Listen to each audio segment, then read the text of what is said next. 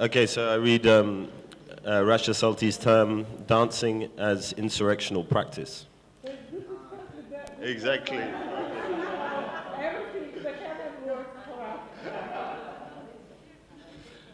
Few political events have been exposed and experienced globally as live broadcasts as the insurgencies in the Arab world, or what the mainstream media have decided to refer to as the Arab Spring. With television spectators, YouTube and Facebook users across the world witnessing news reports as well as unmediated live video streaming from the heart of the action, it would seem that the famous adage from the 1960s, "The revolution will not be televised," no longer holds.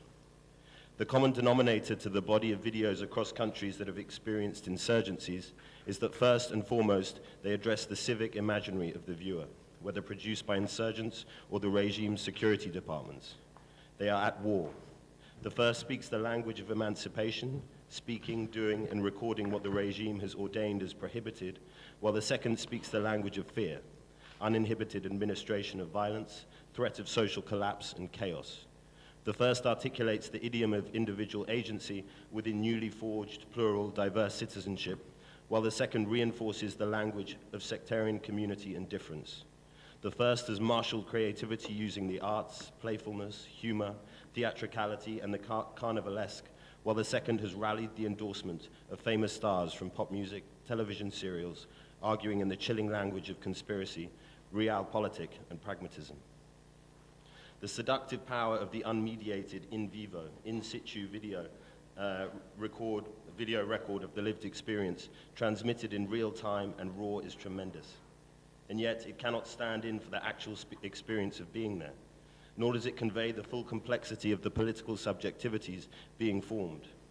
Thus, as spectators, we can only be prognostic or speculative in sketching the contours of these new political subjectivities. Being there, standing in Tahrir, in the processional marches in Alexandria's seaside corniche, or hemmed in a street in Homs, Harasta, Douma, or Idlib in Syria, is first and foremost a physical experience. The crucible of this reclaiming of political agency, re-articulation of the civic self, and forging of a new body politic is the body.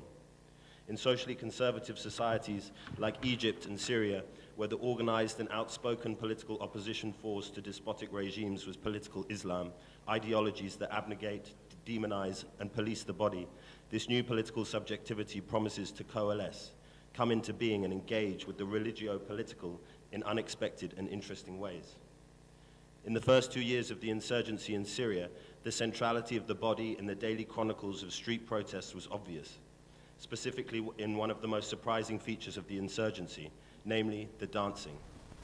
Invariably in freezing cold and excruciating heat, at night and during the day, and even in some funeral processions, insurgents dance, the dabka, I don't know if I pronounce it right, a countryside folk tradition, common to the Levant in myriad varieties, performed as celebration. In its miraculously steadfast and tireless commitment to reject indulging the regime's language of violence and terror, these creative strategies contributed to forging the new civic engagement and political subjectivity.